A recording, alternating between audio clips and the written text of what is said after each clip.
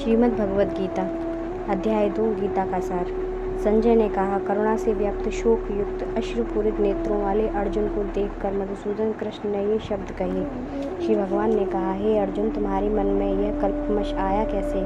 यह उस मनुष्य के लिए तनिक भी अनुकूल नहीं है जो जीवन के मूल्य को जानता हो। इससे उच्च लोक की नहीं अपितु अपयश की प्राप्ति होती है।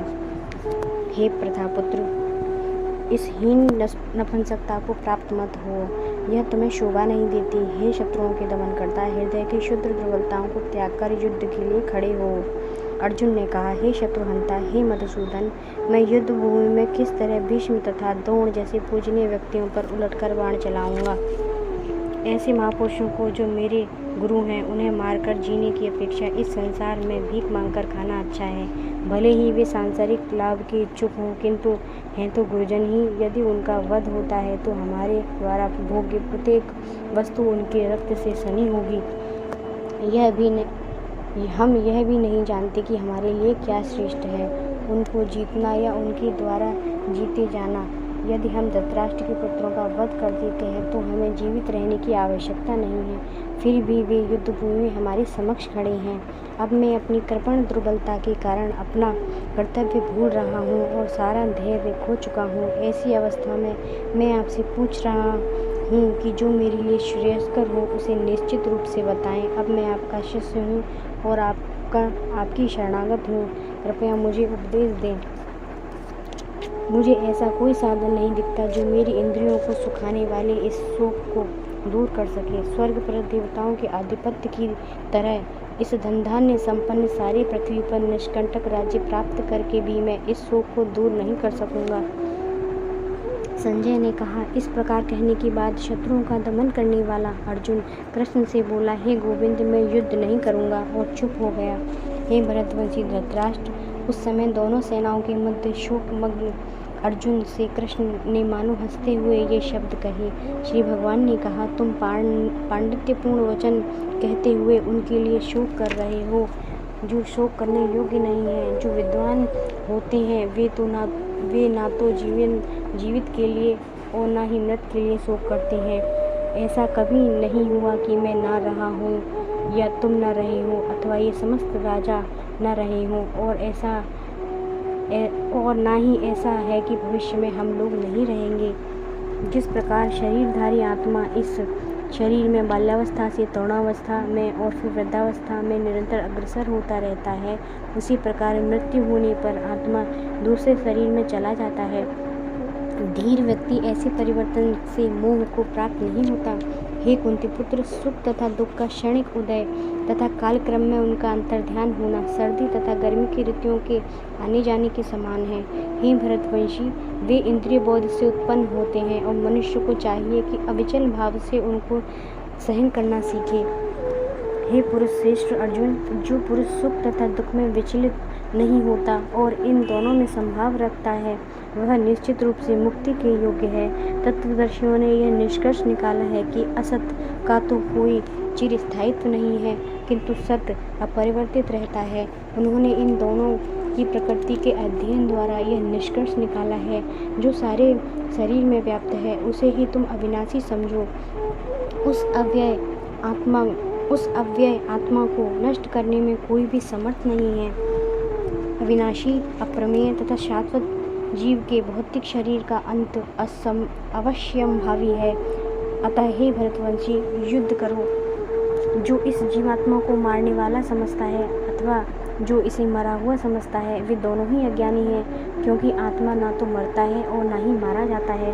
आत्मा के लिए किसी भी काल में ना तो जन्म है न मृत्यु। वह ना तो कभी जन्मा है, ना जन्म लेता है और ना जन्म लेगा। वह अजन्मा, नित्य, शाश्वत तथा पुरातन है। शरीर के मारे जाने पर वह मारा नहीं जाता। हे पार्थ, जो व्यक्ति यह जानता है कि आत्मा अविनाशी, अजन्मा, शाश्वत तथा अव्यय है, वह भला किसी को कैसे मार सकता है या मरवा सकता है। जिस प्रकार मनुष्य पुराने वस्त्रों को त्याग कर नए वस्त्र धारण करता है, उसी प्रकार आत्मा पुरानी तथा व्यर्थ के शरीर को त्याग कर नवीन भौतिक शरीर धारण करता है। यह आत्मा ना तो कभी किसी अस्त्र शस्त्र द्वारा खंड खंड किया जा सकता है, न अग्नि द्वारा जलाया जा सकता है, न जल द्वारा भिगोया या वायु द्वारा सुखाया जा सकता है। यह आत्मा अखंडित तथा अघुलनशील है, इसे ना तो जलाया जा सकता है न ही सुखाया जा सकता है। यह शाश्वत, सर्वव्यापी, अविकारी, स्थिर तथा सदैव एक सा रहने वाला है। यह आत्मा अव्यक्त, अकल्पनीय तथा अपरिवर्तनीय कहा जाता है। यह जानकर तुम्हें शरीर के लिए शोक नहीं करना चाहिए, किंतु यदि तुम यह सोचते हो कि आत्मा सदा जन्म लेता है तथा सदा मरता है, तो भी हे महाबाहु, तुम्हारे शोक करने का कोई कारण नहीं है। जिसने जन्म लिया है उसकी मृत्यु निश्चित है और मृत्यु के पश्चात पुनर्जन्म भी निश्चित है। अतः अपने अपरिहार्य कर्तव्य पालन में तुम्हें शोक नहीं करना चाहिए। सारे जीव प्रारंभ में अव्यक्त रहते हैं, मध्य अवस्था में व्यक्त होते हैं और विनिष्ट होने पर पुनः अव्यक्त हो जाते हैं। अतः शोक करने की क्या आवश्यकता है। कोई आत्मा को आश्चर्य से देखता है, कोई इसे आश्चर्य की तरह बताता है तथा कोई इसे आश्चर्य की तरह सुनता है, किंतु कोई इसके विषय में सुनकर भी कुछ नहीं समझ पाते। हे भरतवंशी, शरीर में होने वाले का कभी भी वध नहीं किया जा सकता, अतः तुम्हें किसी भी जीव के लिए शोक करने की आवश्यकता नहीं है। क्षत्रिय होने के नाते अपने विशिष्ट धर्म का विचार करते हुए तुम्हें जानना चाहिए कि धर्म के लिए युद्ध करने से बढ़कर तुम्हारे लिए अन्य कोई कार्य नहीं है, अतः तुम्हें संकोच करने की कोई आवश्यकता नहीं है। हे पार्थ, वे क्षत्रिय सुखी हैं जिन्हें ऐसे युद्ध के अवसर अपने आप प्राप्त होते हैं, जिससे उनके लिए स्वर्ग लोक के द्वार खुल जाते हैं। किंतु यदि तुम युद्ध करने के स्वधर्म को संपन्न नहीं करते हो, तो तुम्हें निश्चित रूप से अपने कर्तव्य की उपेक्षा करने का पाप लगेगा और तुम योद्धा के रूप में भी अपना यश खो दोगे। लोग सदैव तुम्हारे अपयश का वर्णन करेंगे और सम्मानित व्यक्ति के लिए अपयश तो मृत्यु से भी बढ़कर है। जिन जिन महान योद्धाओं ने तुम्हारे नाम तथा यश को सम्मान दिया है, वे सोचेंगे कि तुमने डर के मारे युद्ध भूमि छोड़ दी है और इस तरह वे तुम्हें तुच्छ मानेंगे। तुम्हारे शत्रु अनेक प्रकार के कटु शब्दों से तुम्हारा वर्णन करेंगे और तुम्हारी सामर्थ्य का उपहास करेंगे। तुम्हारे लिए इससे दुखदायी और क्या हो सकता है।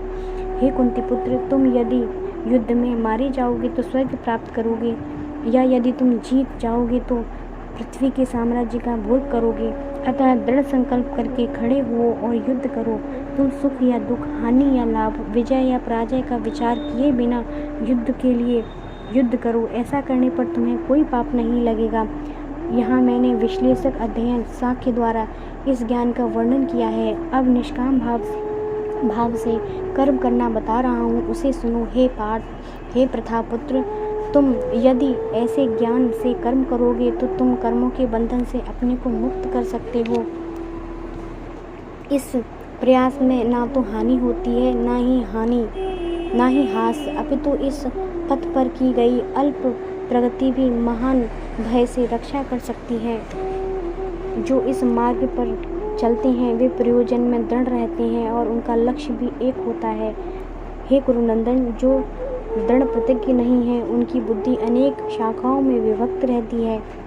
अल्पज्ञानी मनुष्य वेदों के उन अलंकारिक शब्दों के प्रति अत्यधिक आसक्त रहते हैं जो स्वर्ग की प्राप्ति, अच्छे जन्म, शक्ति इत्यादि के लिए विविध सकाम कर्म करने की संस्तुति करते हैं। इंद्रिय तृप्ति तथा ऐश्वर्यमय जीवन की अभिलाषा के कारण वे कहते हैं कि इससे बढ़कर और कुछ नहीं है। जो लोग इंद्रिय भोग तथा भौतिक ऐश्वर्य के प्रति अत्यधिक आसक्त होने से ऐसी वस्तुओं से मोहग्रस्त हो जाते हैं, उनके मनों में भगवान के प्रति भक्ति का दृढ़ निश्चय नहीं होता। वेदों में मुख्यतया प्रकृति के तीनों गुणों का वर्णन हुआ है। हे अर्जुन, इन तीनों गुणों से ऊपर उठो।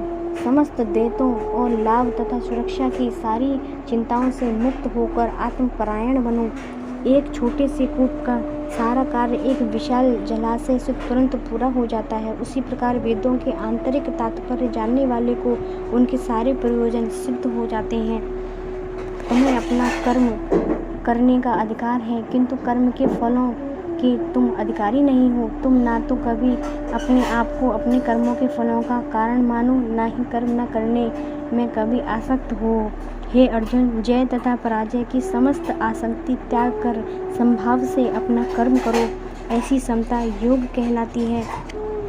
हे धनंजय, भक्ति के द्वारा समस्त गर्हित कर्मों से दूर रहो और उसी भाव से भगवान की शरण ग्रहण करो।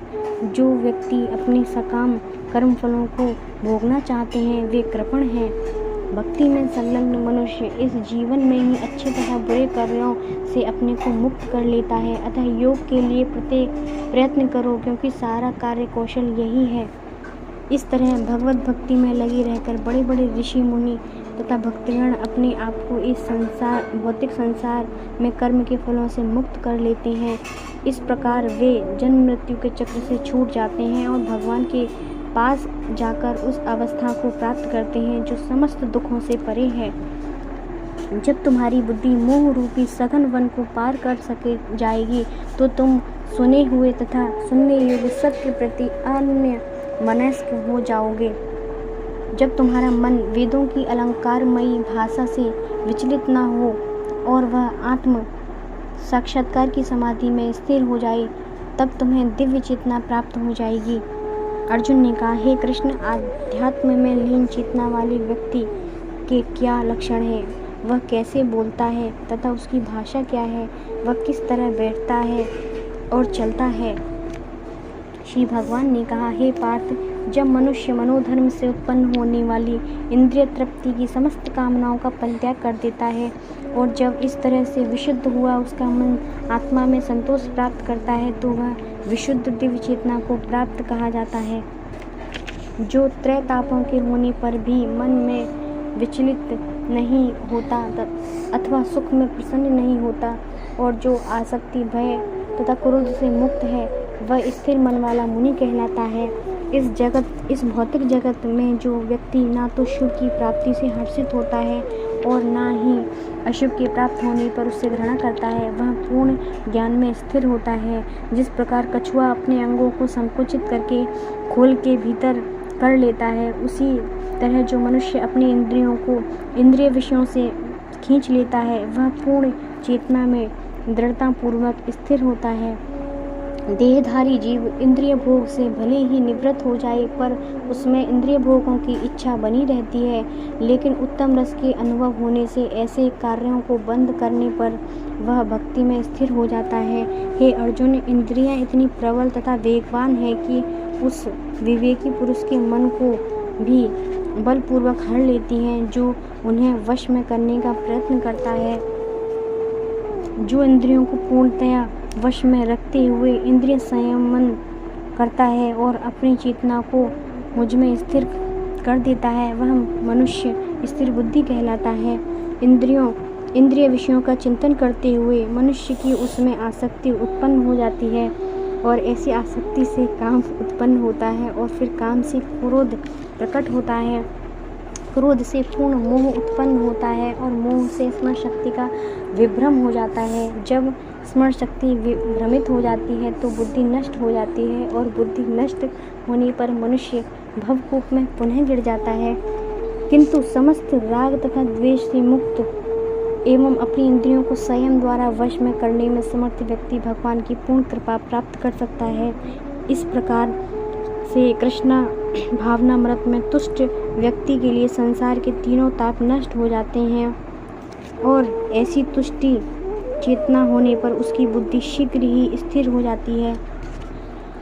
जो कृष्ण भावनामृत में परमेश्वर से संबंधित नहीं है, उसकी ना तो बुद्धि दिव्य होती है और ना ही मन स्थिर होता है। जिसके बिना शांति की कोई संभावना नहीं है, शांति के बिना सुख हो भी कैसे सकता है। जिस प्रकार पानी में तैरती हुई नाव को प्रचंड वायु दूर बहा ले जाती है, उसी प्रकार विचरणशील इंद्रियों में से कोई एक जिस पर मन निरंतर लगा रहता है, मनुष्य की बुद्धि को हर लेती है। अतः हे महाबाहु, जिस पुरुष की इंद्रियां अपने अपने विषयों में सब प्रकार से विरत होकर उनके वश में है, उसी की बुद्धि निसंदेह स्थिर है। जो सब जीवों के लिए रात्रि है, वह आत्मसंयमी के जागने का समय है, और जो समस्त जीवों के जागने का समय है, वह आत्मनिरीक्षक मुनि के लिए रात्रि है। जो पुरुष समुद्र में निरंतर प्रवेश करती रहने वाली इंद्रियों के समान इच्छाओं के निरंतर प्रवाह से विचलित नहीं होता और जो सदैव स्थिर रहता है, वही शांति प्राप्त कर सकता है। वह नहीं जो ऐसी इच्छाओं को तुष्ट करने की चेष्टा करता हो। जिस व्यक्ति ने इंद्रिय तृप्ति की समस्त इच्छाओं का परित्याग कर दिया है, जो इच्छाओं से रहित रहता है और जिसने सारी ममता त्याग दी है तथा अहंकार से रहित है, वही वास्तविक शांति को प्राप्त कर सकता है। यह आध्यात्मिक तथा ईश्वरीय जीवन का पथ है, जिसे प्राप्त करके मनुष्य मोहित नहीं होता। यदि कोई जीवन के अंतिम समय में भी इस तरह स्थित हो तो वह भगवत धाम में प्रवेश कर सकता है। हरे कृष्ण।